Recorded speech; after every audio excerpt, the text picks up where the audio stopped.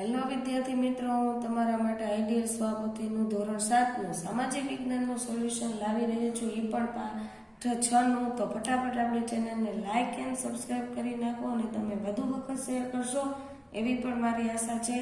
તો ચાલો આપણે પાઠ 6નું સોલ્યુશન જોઈએ. એને પહેલા પાઠનું નામ જોઈ લે એકવાર. તો કે વિચરતી અને વિમુક્ત જાતિઓ. ચાલો એના વિકલ્પનું સોલ્યુશન કરીએ આપણે. તો કે વિચરતી અને વિમુક્ત જાતિના નાના મોટા ફેરિયાઓ કઈ વસ્તુઓ વેચતા હતા? તો કે આપેલ તમામ, એટલે કે દોરડા, ઘાસની ચટાઈ અને મોટા ઠેલા. કાંગસિયા અને મોઢવાના શેના વેપાર સાથે જોડાયેલા હતા? તો કે બી અને સી. તો કે બંગડી અને સૌંદર્ય પ્રસાધનો. શેના અભાવે વિચરતી વિમુક્ત જાતિના લોકો અન્ય સમાજો કરતા ભિન્ન કક્ષાનું જીવન જીવતા હતા? તો કે સ્થાયી સમાજ વ્યવસ્થા. હાલમાં દેવી પૂજક સમાજમાં ખાલી જગ્યાનું પ્રમાણ વધવાથી તેમના સામાજિક પાસામાં સુધારો જોવા મળે છે. તો કે શિક્ષણ. યુદ્ધ દરમિયાન વણજારાઓ ખાલી જગ્યાની પોઠ દ્વારા મુઘલ સેના માટે અનાજ અને ચીજ વસ્તુઓ લાવતા હતા? તો કે બળદ. વણજારા કયા દેશોમાં જોવા મળે છે? તો કે આપેલ તમામ: ભારત, અફઘાનિસ્તાન અને પાકિસ્તાન. જો છોકરા, આ એને વિકલ્પ રહ્યો ને એ તમને પ્રશ્નમાં પણ પૂછી શકે છે. તેથી તમારે 3 દેશના નામ ફરજિયાત યાદ રાખવા પડશે, જેથી મોટા પ્રશ્નમાં પણ ગમે ત્યાં વણજારા વિશે પૂછે તો અહીંયા તમે એ લાઈનનો ઉપયોગ કરી શકો છો. નટ જાતિના લોકો સમાજના મૂળ પ્રવાહથી દૂર રહે છે તે માટેના સાચા કારણો જણાવો. તો કે તેઓ અશિક્ષિત છે અને તેઓ ગરીબ છે. એના માટે ડી આવશે. હવે નીચે પ્રશ્ન નંબર 2 માં ખાલી જગ્યા આપેલી છે. તો કે એક સ્થાનેથી બીજા સ્થાને સતત ફરતી રહેતી જાતિઓને ખાલી જગ્યા કહેવામાં આવે છે? તો કે વિચરતી અને વિમુક્ત જાતિ. વિચરતી અને વિમુક્ત જાતિના બાળકોના અભ્યાસ માટે ખાલી જગ્યાની સ્થાપના કરવામાં આવી છે? તો કે આશ્રમ શાળા અને છાત્રાલય. વાંસફોડા વિચરતી જાતિ, તો દેવી પૂજક તો વિમુક્ત જાતિ. વણજારા સાથે સંકળાયેલા લોકો એટલે વણજારા. પોઠનો સમૂહ એટલે ખાલી જગ્યા તરીકે ઓળખાતો કે વણજારા અથવા ટાંડુ. અલાઉદ્દીન ખિલજી ખાલી જગ્યાના બજારો સુધી અનાજ લાવવા લઈ જવા માટે વણજારાનો ઉપયોગ કરતા? તો કે દિલ્હી. હવે નીચે તમને એના ખરા ખોટા પણ આપેલા છે. પહેલું ખરું ખોટું છે, વિચરતી અને વિમુક્ત જાતિઓ વ્યવસાય તેમજ વિવિધ હેતુઓના કારણે એક સ્થળેથી બીજા સ્થળે સતત ભ્રમણ કરતી હતી? તો કે સાચું. વિચરતી અને વિમુક્ત જાતિના લોકો ભારતના માત્ર ગુજરાતમાં જ વસે છે? ખોટું. વિચરતી અને વિમુક્ત જાતિઓની ભાષા સામાજિક બાબતો અને રહેણીકરી સમજ રહેતી હતી? સાચું.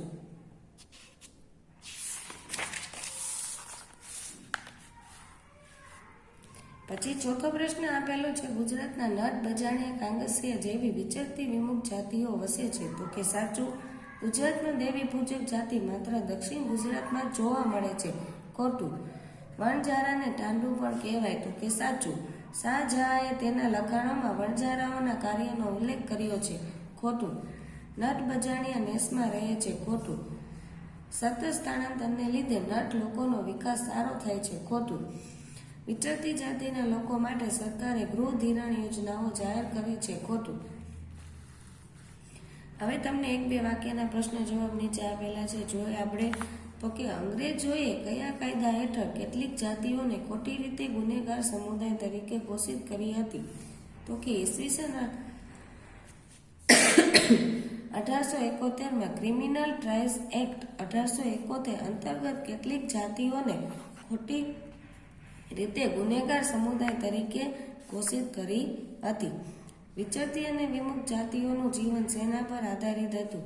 તો કે વિચરતી અને વિમુક્ત જાતિઓનું જીવન મોટે ભાગે વન્ય સંસાધન અને પશુપાલન પર આધારિત હતું.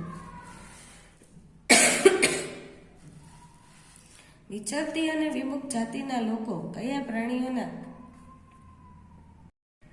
ત્રીજો પ્રશ્ન, વિચરતી અને વિમુક્ત જાતિના લોકો કયા પ્રાણીઓના વેપાર સાથે સંકળાયેલા હતા? તો કે વિચરતી અને વિમુક્ત જાતિના લોકો ઘેટા, બકરા, ઘોડા, ગાય, ભેંસ, ગધેડા, ઊંટ, પાડા અને બળદના વેપાર સાથે સંકળાયેલા હતા.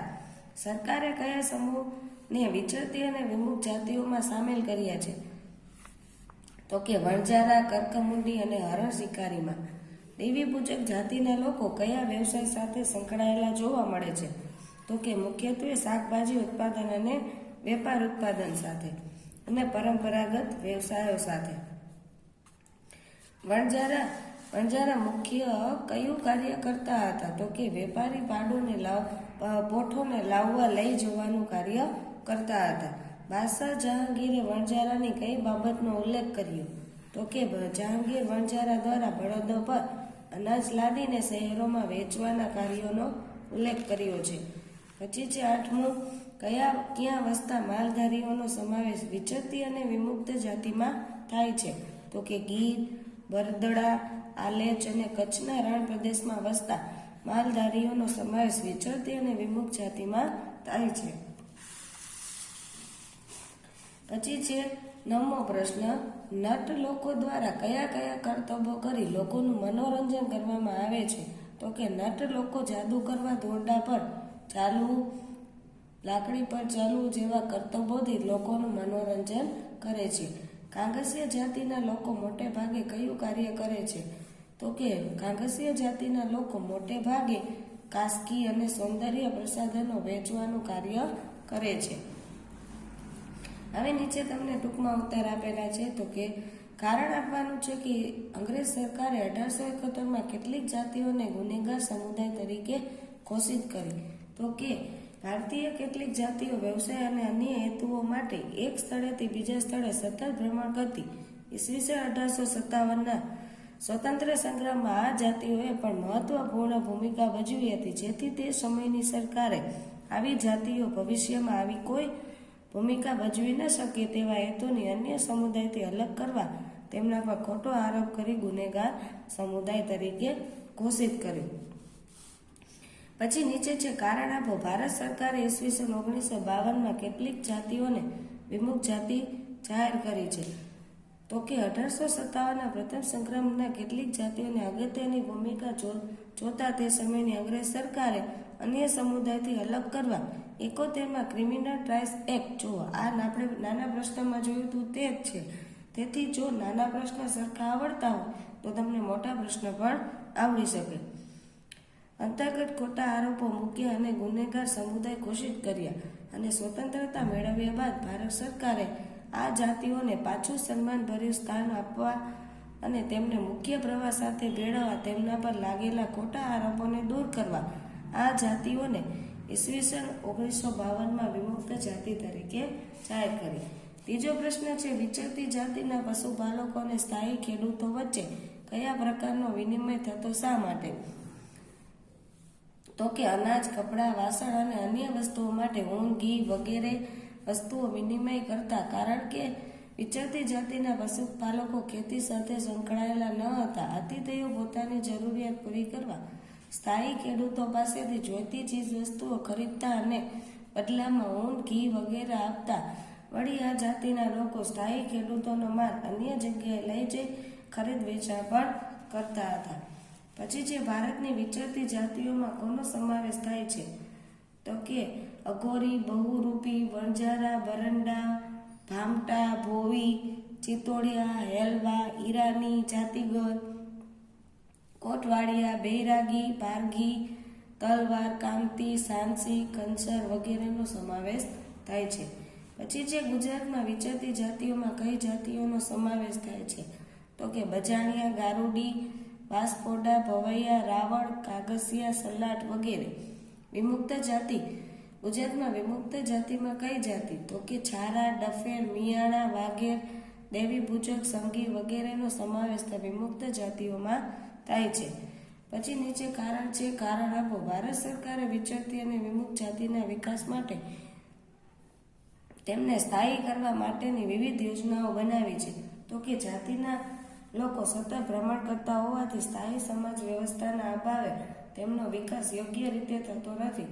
પરિણામે તેમનામાં ઓછું શિક્ષણ, બેરોજગારી, ગરીબી, અંધશ્રદ્ધા, કુરિવાજો વગેરે જોવા મળે છે. જો તેઓ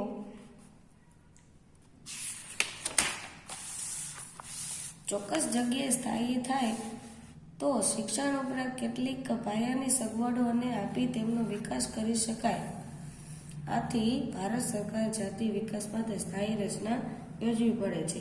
વણજારા ભારત અને વિશ્વ વચ્ચેની કડી કરતા તેમ કહી શકાય. તો કે અન્ય દેશો વચ્ચેનો વેપાર પ્રાચીન સમયથી ચાલે છે. જ્યારે ઈંધણ આધારિત વાહનો ન હતા ત્યારે પણ આ વેપાર ચાલતો હતો. વણજારાઓ ભારતીય ચીજવસ્તુને અન્ય દેશોમાં લઈ જતા અને ત્યાંથી ભારત લાવતા. આ ઉપરાંત મધ્ય એશિયાથી પણ અનેક વસ્તુઓ ભારતમાં આવતી અને જતી.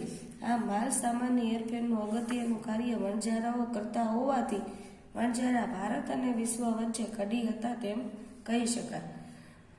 વણજારા અર્થતંત્ર માટે કેવી રીતે મહત્વપૂર્ણ હતા? તો કે ખૂબ જ અગત્યની વાત એ છે કે વસ્તુ જ્યાં ઉત્પાદિત થતી હોય ત્યાંથી તે બજાર સુધી પહોંચાડવી. વણજારાઓ વેપારી પોઠોને લાવવા લઈ જવાનું કાર્ય કરતા. એટલે કે તેઓ એક જગ્યાએ ઉત્પન્ન થતા અનાજ અને ચીજ વસ્તુને અન્ય જગ્યાએ પહોંચાડતા હતા. આથી કહી શકાય કે વણજારા અર્થતંત્ર માટે ખૂબ જ મહત્વપૂર્ણ હતા. કચ્છના રબારીઓને ઉનાળામાં સ્થળાંતર કરવાની જરૂર કેમ પડતી હશે?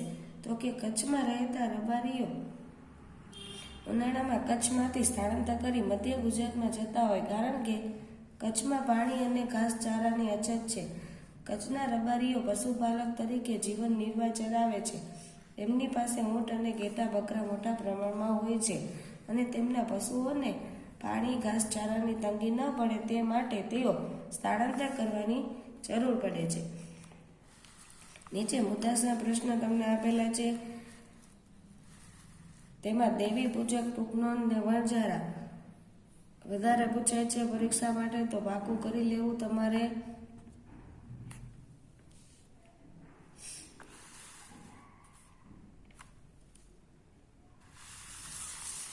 આ બાજુ એક ટૂંકનોંધ માલધારી છે.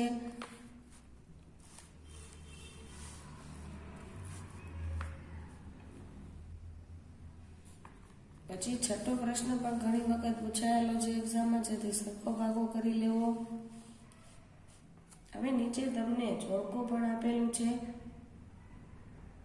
તો જોડકામાં જો આપણે પેલું કામ કરીએ તો એમાં આવશે સૌંદર્ય પ્રસાધનોનું વેચાણ. પછી વિચરતી જાતિઓ તો કે ભવૈયા, ગારોડી અને વાસ્કોડા. વણજારા તો અનાજ અને ચીજ વસ્તુઓની હેરફેર. માલધારી તો એમાં આવશે નેસમાં રહેનાર. અને વિમુક્ત જાતિઓમાં આવશે મિયાણા, વાઘેર અને ડફે. ચાલો આ વિડીયોને આપણે વિરામ આપશું. તો અમારી ચેનલને તમે વધુ વખત શેર કરશો એવી અમારી ઘણી બધી આશા છે તમારા પર. અને ખાસ કરીને ઘણા લોકો વિડીયો જોવે છે પણ અમારી ચેનલને સબસ્ક્રાઈબ કરતા નથી. તો તમે પણ સબસ્ક્રાઈબ કરો અને બીજાને પણ શેર કરો.